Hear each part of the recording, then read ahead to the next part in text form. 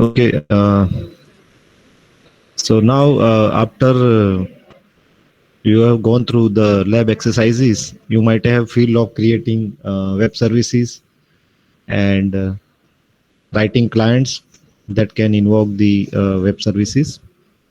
And if you follow the lecture slide, you will be able to create your own service, modify the service, and provide more functionalities to the existing service. And accordingly, you can also design the clients. And in the slide, there are two types of clients covered. One is the Windows Form-based desktop client, and second one is the our web client. That is our web applications, which can invoke our web services. So, yeah. Today we are going to go a step ahead, and then we will cover how to deploy our web services. So, or rather hosting our web services. So there are several options of hosting our web services. One is you can self-host. In the case of self-host, you create your own application. Inside that, you are hosting the web services. So either you can create a console application or you can create a form-based application, and then inside that you can host your web service, right? There are other options of hosting the web service. That that is, you can use the server like IIS server because it is a .NET specific web services. To host it, it requires you to use the IIS server on which you can host your service.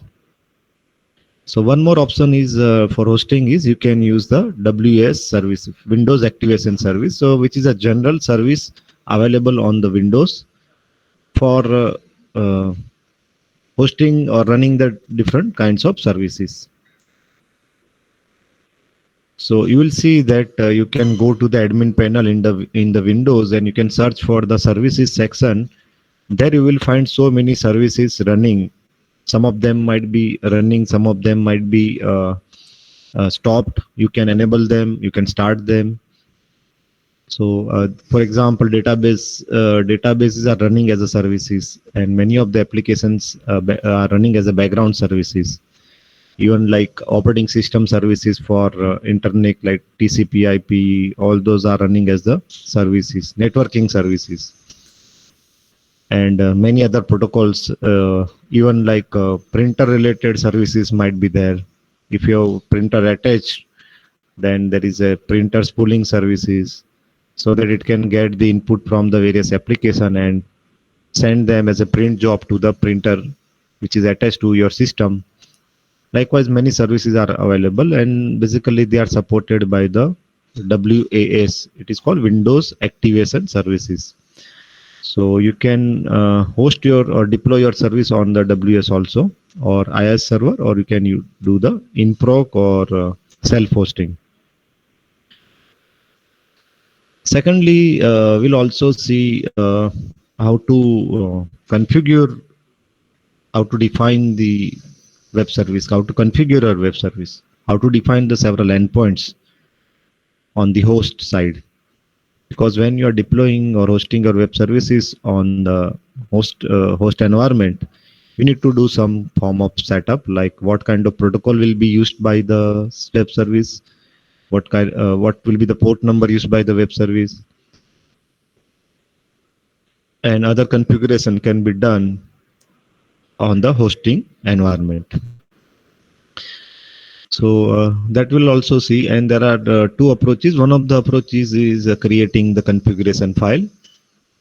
We already looked at the app.config file. Inside that, you can configure your endpoints, you can configure your bindings, and the other configurations are done inside the app.config file. It is automatically generated file, but when we are hosting ourselves, then we need to do that hosting configuration on the hosting environment. So that we'll see, and there are two main approaches for that configuration. You write down the config file or programmatically. So you can, by writing code, you can do the configuration, or by writing the config file, you can do the configuration. So both the approaches are supported in WCF. web services. So let's begin with an example of creating a web service and hosting it. So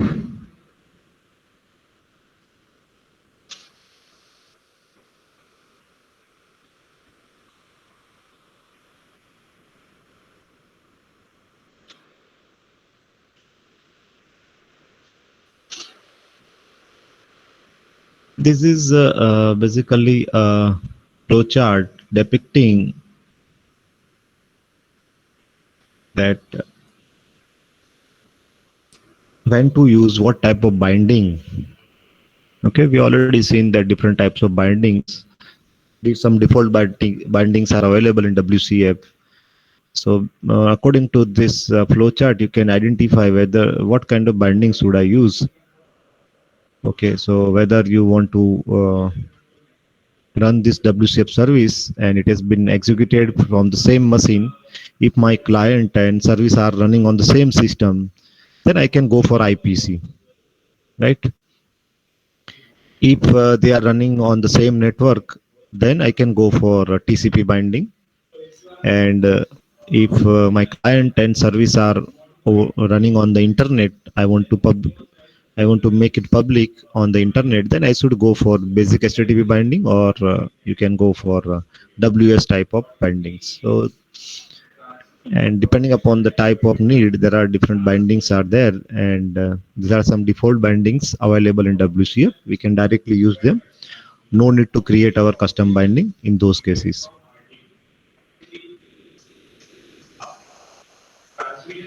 So this is just for a reference. We'll go to the, yeah. So these are the things performed by the bindings, like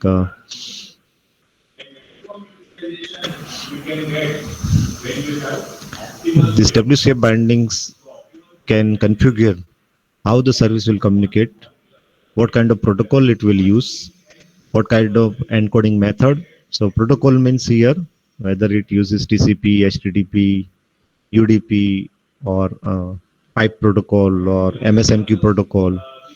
Encoding methods like plain text or binary encoding, and are there any security requirement, whether the message transmitted should be encrypted before transmission or not, then what kind of message format, whether the format is SOAP based or it is the other format, then session mode, whether it will allow the session or not, so that your communication will be part of the same session or not. And finally, the developer can also create the custom bindings. So we have seen one of the template available in the Visual Studio, that WCF service library. But suppose I don't want to use that default format. I want to create my WCF service from the scratch. Then I will choose the option of class library. Okay, so here it has been highlighted that I am choosing the template class library. So it will simply create a empty template for a class library. So give the appropriate name of your project. It is a WCF service. And this is already this table we have seen in the introduction lecture, that different bindings and their the different features, whether what kind of transport mechanism is supported, message encoding, the SOAP message version number, security mode at message level or transport level security is provided or not, reliability, whether it support reliable messaging, so duplicate messages will be received or not, and so forth, or transactions are supported or not. So you just go through this table for determining which type of binding should be used as per your need. Okay, just a minute. Okay, there is a question, Mihir. You can unmute yourself and ask the question.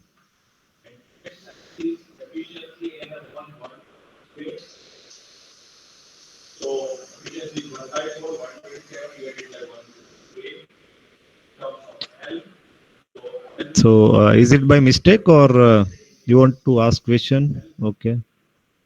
Okay, fine. Yeah.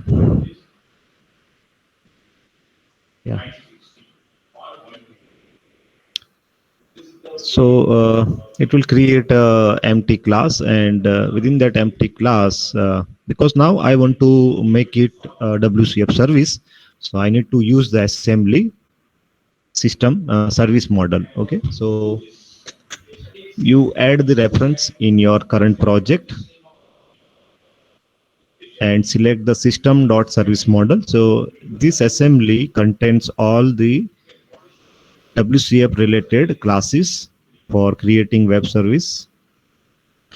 So you go to the reference manager and select or search for the system.service model assembly, and then you can add it to your project. So now this my class library will be having the support of different WCF related classes inside the service model. Now say I want to create an interface for my service, and usually we are using a service contract, and there are two methods, get text and multiply numbers. Both are annotated with the attributes operation contract, and the implementing class service class is implementing those two methods. So these are simple implementation. So see that it always return get text method always returns constant string, and multiply number will multiply the two numbers which are input from the client. So here the purpose is not to learn the different operations, but here the purpose is to learn how to host my service, right? So these are some simple example, or these are the simple operations like get text and multiply numbers. Now we build the service because everything is now available, because we have defined the interface and we have defined the service class which will implement that all the operations available in that inside the interface. We build the solution and it will produce the DLL file. Okay, so this DLL file is my WCF service. Now I want to create a host application in which I will host my service. So I'm going for Windows Form based application. Inside that I will host my WCF service. So I create a new project. So either you can create the new project within the same solution explorer, okay, within the same solution, and I'm giving the name WCF service host. So give the appropriate name so that you can clearly identify which is your web service and which is your client and which is your host. Or you can simply give the name host, client, and service. So, and so this is the host I am creating, and by default it will create an empty form, right? Now I want to host my web service inside this application. Okay, so for that purpose I need to add the reference to the DLL of my web service. So you can right click the project and you can select the option from the context menu, add reference, and you select the service model now, because hosting side it will also require the WCF related options like endpoints and other classes. So we are adding this assembly system.service model to the host application. Then we want to refer to the service. So I want a reference of the WCF service. So we already compiled and built the WCF service. So you can browse through your file system, and from the WCF project, inside that bin debug folder, you will find the DLL file. So you can add that DLL file. I hope that you must have done this while you have created your own DLL file in some of your project. So these steps are known to you?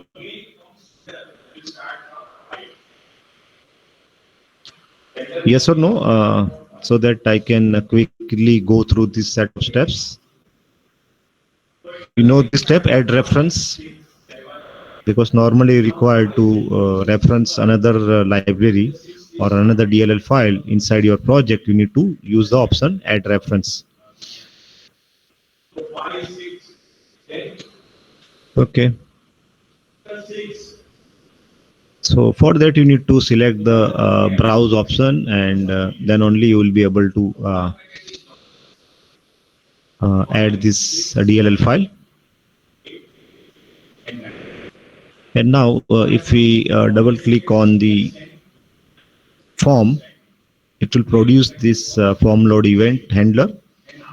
And suppose I am placing a label on the form, and basically I want to display a message if the service is successfully hosted. Otherwise an error message should be shown. So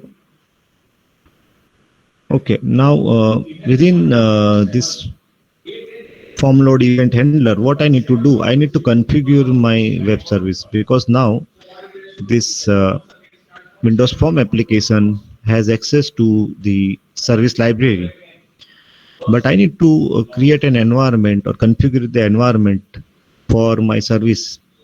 Okay, so I need to define the endpoints and configure the service. So here, this is the programmatic way of configuring this thing. For that, you require a class called service host. So I am declaring a service host class outside this or within the form as one of the property. So within the form load event, I need to define my bindings. I need to define my endpoints through programmatically, and there you have access to all the available classes inside the system.service model. So first of all, I am defining my address. Okay, so for that I am using the class URI to create this address. So now see that instead of using the HTTP binding, we are using the TCP binding. For that, you see the protocol is, instead of HTTP colon, it is net.tcp. Okay, so just a minute, I will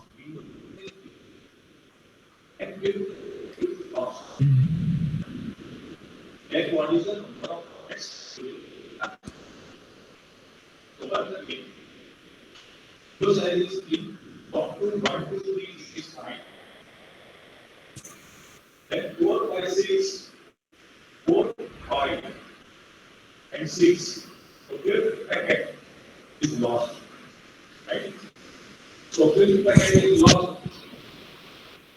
So window size was 3, so 4, 5, 6. When it started, next week was 7. But that time, it got the timeout for 5.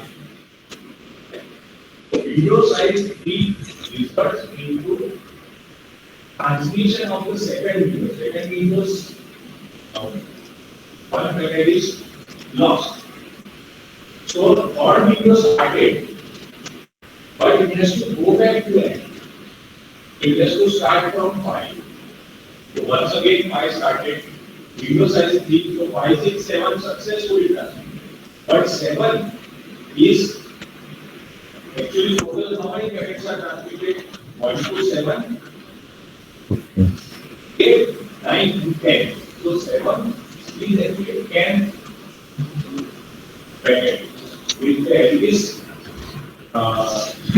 using every okay. So see that I am defining this address to be the that uses the TCP protocol. So see, the protocol is net.tcp, and you are providing the address, the domain, localhost, because now this is my service is running on my same machine. And port number, you can define anything, 8000, and I am saying that I'm using the TCP binding.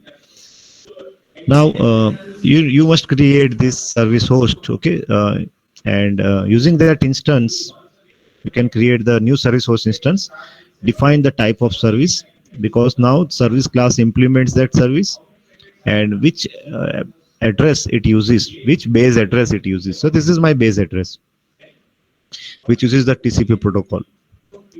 And if you are using TCP protocol, you must use the net TCP binding. Okay, so these are the default bindings available. So you can create an instance of the net TCP binding. And if you look at the app config file, there is a section called service behaviors. So that can be created by this class service metadata behavior. So you create that behavior sh.description.behavior.add. This is my new instance of service metadata behavior. And now define two endpoints. One endpoint is my metadata endpoint, and this is metadata endpoint. Another is my business endpoint or communication endpoint. So for every endpoint, we are defining address binding and contract. So here there is a method called add service endpoint. But here they are defined in the reverse order. First is contract. So here we are defining, say, type of I metadata exchange. So this is for my metadata endpoint. Type of binding is metadata exchange bindings dot create max TCP binding. So again, this is the built-in class having static method. Using that, I can create the max TCP binding for metadata exchange. And what is my relative URL? So this is my relative URL. Second, I'm creating a service endpoint which uses the business endpoint. For that, I'm using the iService class. This is my interface. This is the binding, TCP binding, and third one is the address part. So this is the address part. So I'm using the same as the base address. So if you are providing the absolute address, then it will discard the base address. But if we are providing the string, then it will be relative address. So we have configured the services hosting on the host application through the code instead of the config file. So this is the one of the approach of configuring the environment for the service. Finally, you need to call this method called open. So this method will create an instance of the service, and then it will wait for the request from the clients. So it will create some thread pool, and worker threads will be created, and then they are waiting for the request from the client. And whenever the client request comes, it will be redirected to the worker thread, and those thread will handle the request. And I'm changing the labels text value that service is running, so that there is a we know that the service has been created successfully. If there is an error, exception will be thrown, and right now I am not handled the exception, the program will crash. Okay, so we need to debug the program. Otherwise, what you can do, you can put the statements into the try catch block, and then you can display the appropriate error message on the console, so that you can identify what was the error, right? So any doubt in this configuration through the code, programmatic way of configuring my web service? The same thing that we have done in the config file, app.config file, are done using the code, because now we are using the programmatic classes to create the uh, endpoints, to create the bindings types, to create the base address, and so forth. And you did not require the service host class, but now if you are creating a separate service, a separate application, inside that I need to host my service. So service host class will help you there to host the web service. So any doubt in this slide, you can either unmute yourself and ask the question. Anything that you are not getting?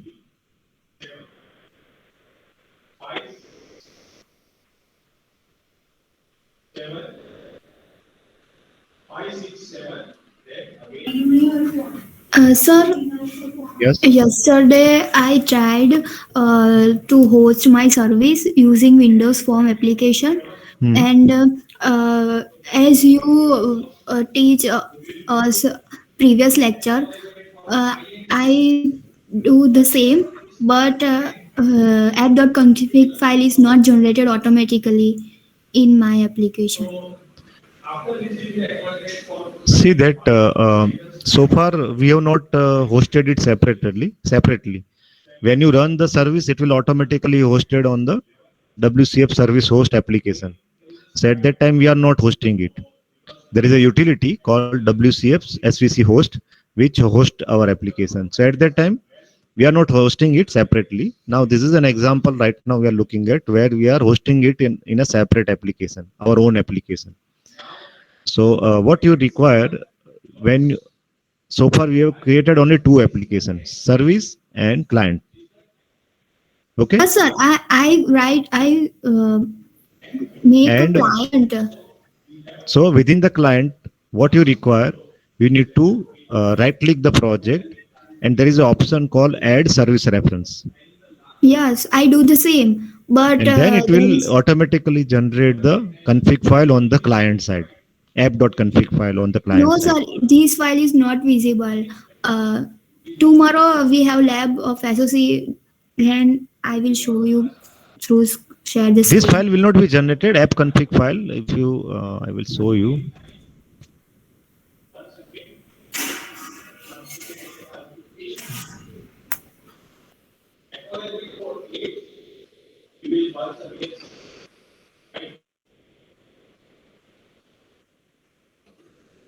So after doing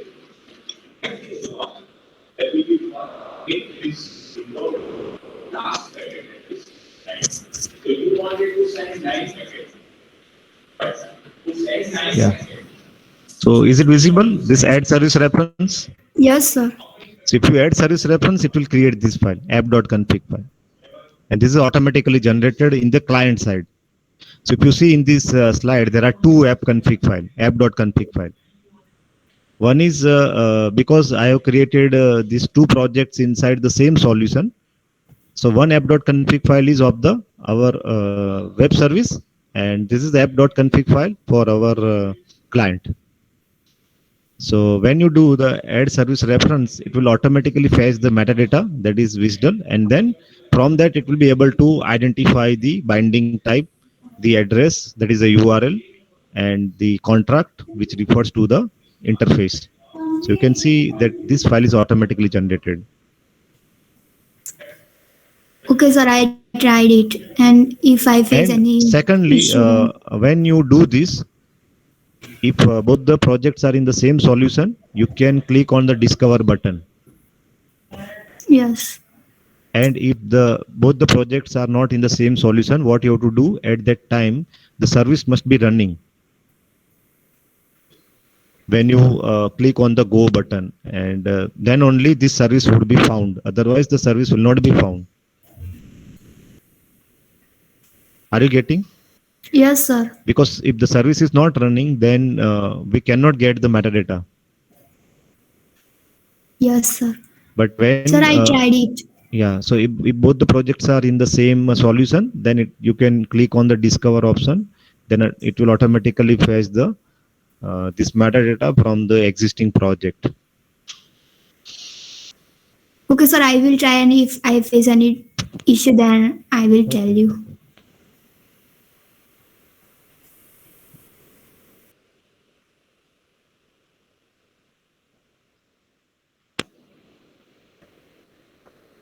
So any question in this slide, particular code for configuring your web service?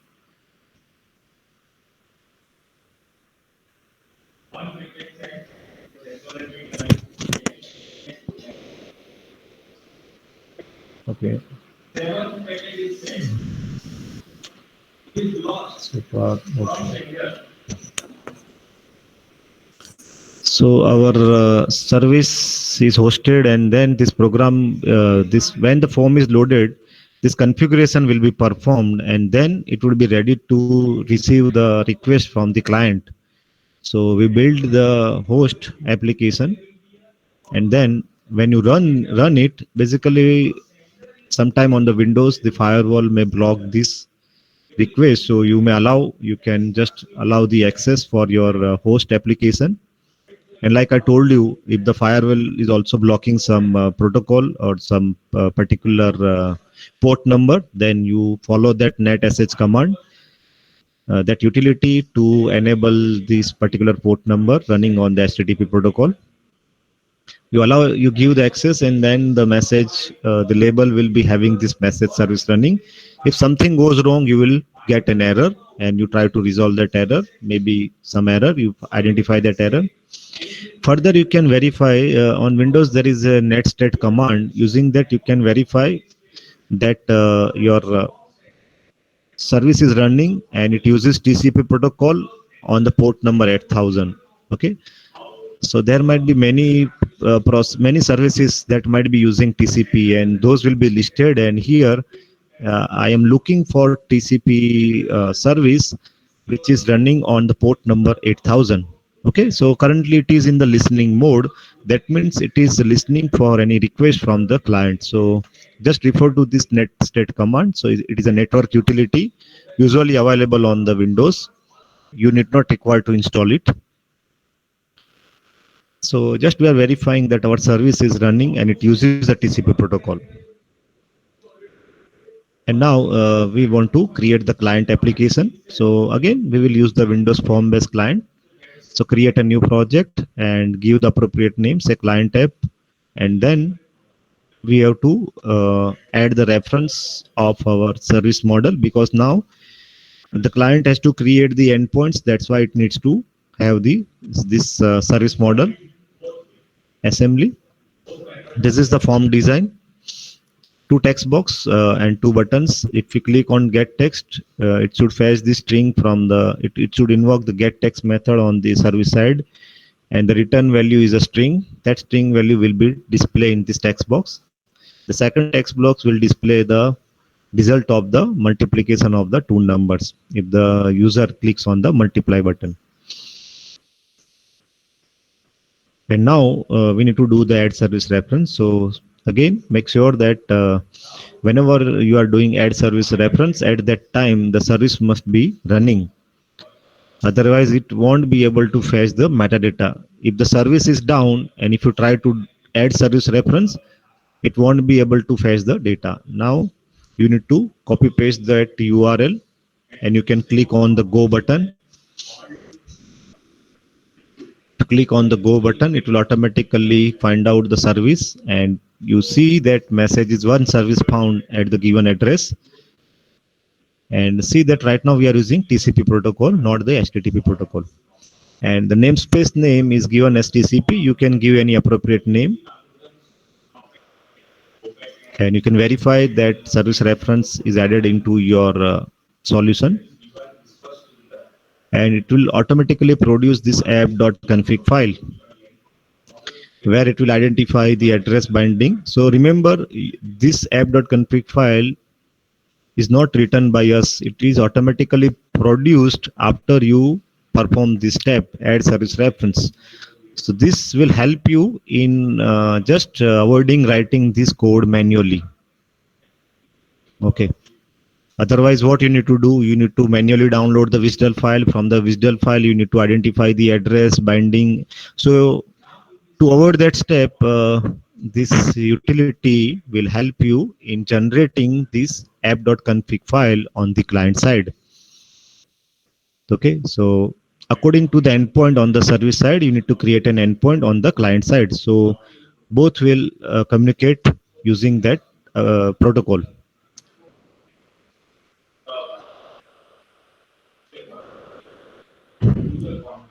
Yeah. Now we need to write down the event handler for the 2 buttons. So it is similar to what we have done. Create the service client object and invoke the method get text. In the second, we are creating the service client object and invoking the multiply numbers method. Right now it has been hard coded that 2 numbers are written as part of the code, and the result received from the service are displayed as the second text box value. So yeah, and now you'll see that here it will automatically give a name inside this app.config file. Let me show you, highlight that part.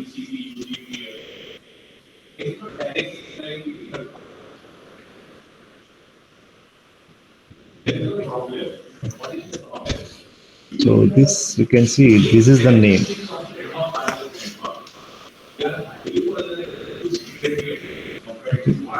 This is the name. This name is produced by combining the protocol, binding with the interface name. Okay, so this is automatically produced, and this name is referred to this particular endpoint. Okay, and this name you can pass as the parameter. This name you can pass as the parameter to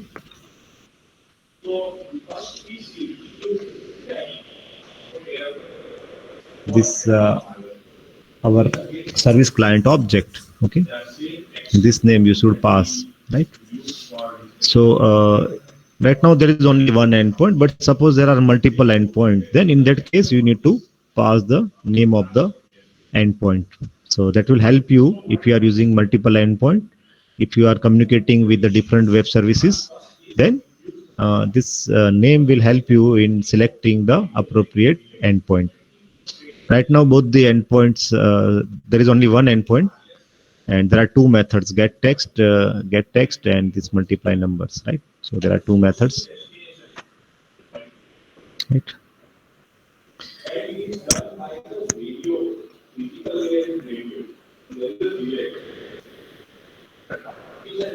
And now we build the client app, and then if you click on the get text, you will get the message that I am a WCF service, and if you click on the multiply button, it will multiply, it will send the two numbers. Those numbers are multiplied on the service side, and we are getting the result as 24. Okay, any doubts so far?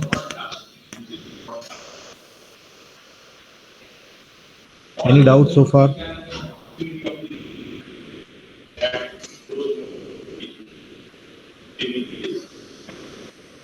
So the link table transmission affects the neighborhood of both the sender and the receiver of the link.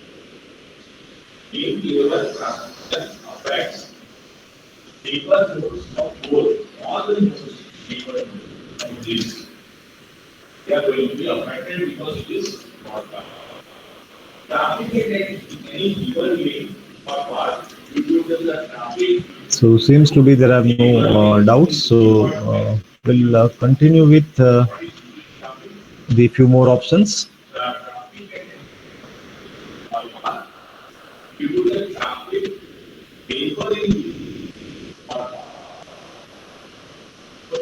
This mode is generating traffic.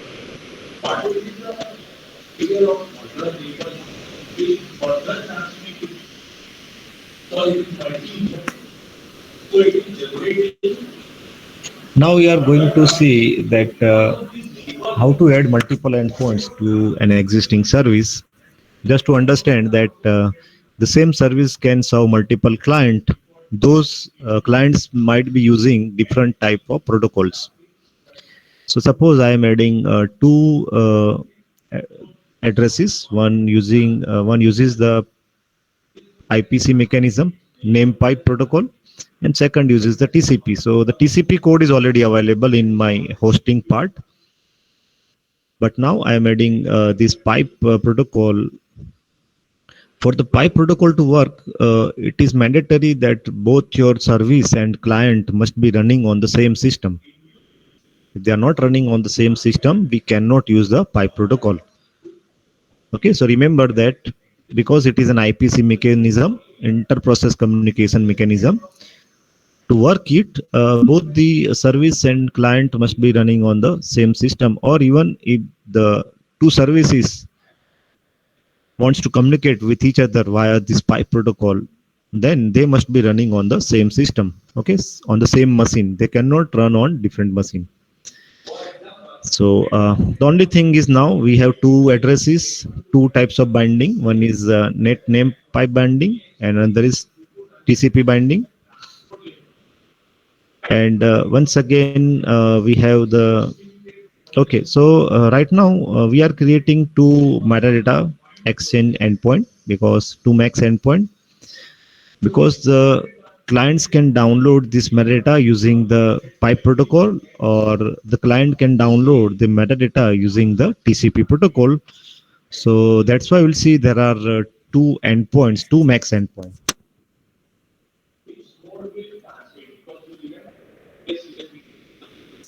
Yeah.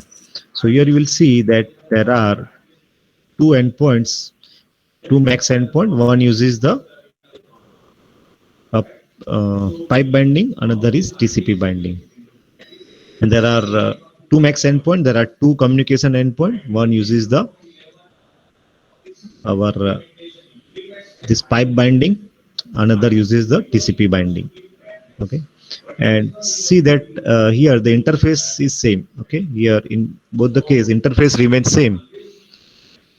So only difference is now the same client can communicate to the service using different protocol, or there may be different clients can communicate the same service using different protocols. So that is the idea. Okay, so once again you can invoke the open method. So once you invoke the open method, it will create an instance of the service, and then it will be waiting for the client request.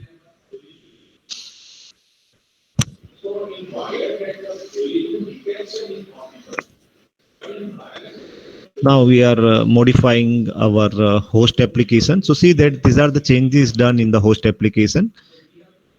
So previously the host supported only the TCP protocol. Now the host supports TCP as well as pipe protocol. You can build the solution, and once again we can run the host so that you get this message that service running. Now in the client there are two ways: either you can add service reference, so or there is another option that you click on the reference and you can there is a option of update reference. Okay, so there are two ways, because now previously there was only one endpoint, but now the client can consume the web service via either of the endpoint using TCP protocol or using pipe protocol. So I'm repeating the process. Suppose I want to download the metadata using the max endpoint that is running using the pipe protocol. I can type in this pipe protocol address, and then I can add the service reference. And I'm giving the separate name for the name pipe. And this is the app.config file generated after the selection of add service reference. Now we'll see that two types of bindings are shown over here. See that this one refers to the name pipe binding. This one refers to the TCP binding. Okay, so there are two bindings, and these names are automatically generated by concatenating the type of binding and the interface class. Okay, interface name. Okay, so this is again for TCP, this is for pipe.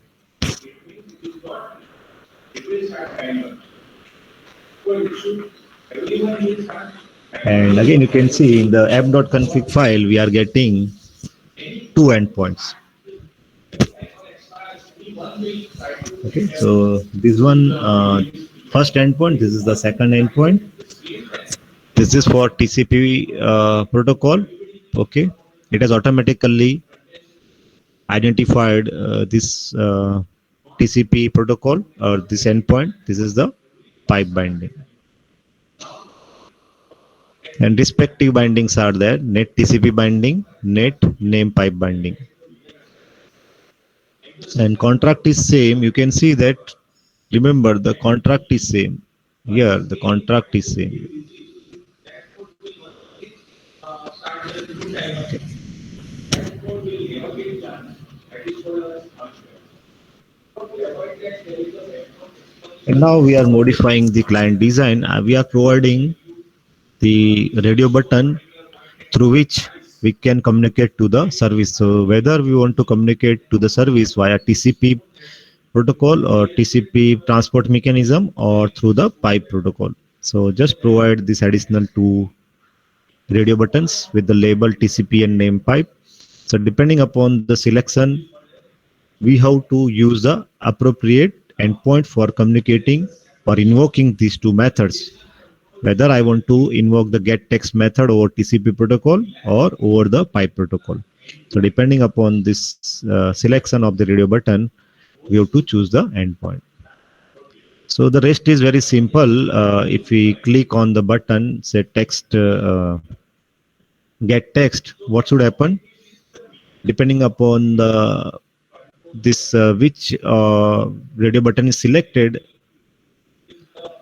we will be, if it is 0, then it is TCP. If it is 1, then it is the pipe. So based on that, we create this service class client.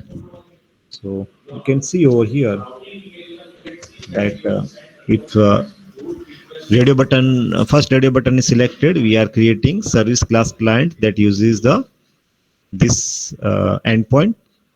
Otherwise, if it is second radio button, then we are using this pipe binding. You see that which endpoint should be created depends upon the name that you pass as the parameter to this. Okay. Okay, and the rest is same. We are going to invoke this get text method, but the difference is now over here it uses the TCP protocol, and here it will use the pipe protocol for communication. Okay. So importance is here, how do we create this client object? Okay, service client object.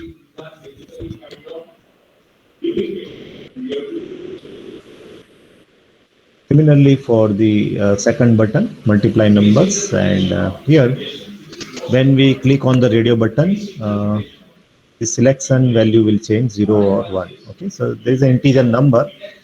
We set to 0 if the first radio button is selected, if otherwise we set it to 1 when the second radio button is selected.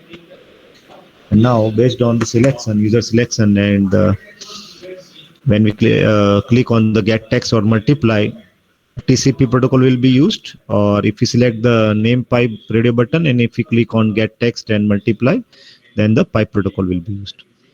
So right now we are not creating two clients, but similarly you can create two client application. One uses TCP protocol and another uses the pipe protocol. And this way you can add the more number of endpoints, more number of max endpoint, or more number of protocols to your service host, and then similarly you can change the client as well to communicate to the service that uses different protocols, TCP, pipe, HTTP, or other protocols.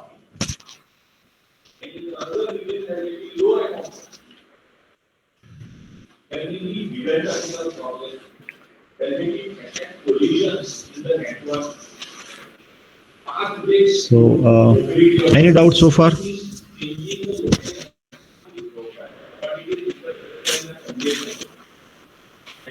The change that we have made is now what we are doing right now. Okay, what additional thing is hosting of the service. So far we used the default host available in Visual Studio, that is WCF SVC host. But usually we need to create our own host, or either host your web service on the IIS server or WS on the activation service. So there, how do you configure your service? How do you define the endpoints? So there are two approaches: administratively, or by writing the configuration file, or by coding. So in the coding format, you write down, you create the base address, you create the service endpoint via the code, and then you configure your service and define the bindings, URL, base address, and then it should work. And for that, before you run your client, you need to run the host instance. So what we have done, created the service. Those service was referred using the add reference inside my host application. So which is Windows form based application. We have to run that instance, and then we have to design the client. From the client, you can get the metadata by selecting add service reference, and then you can invoke the appropriate method of the service. Is it clear or any doubt? Because we are gradually moving towards the more complexity. We started with a very simple service, but now we will add a few more options gradually, and we'll explore many of the other options like configuring the service via code, configuring the service via the config file, and so forth.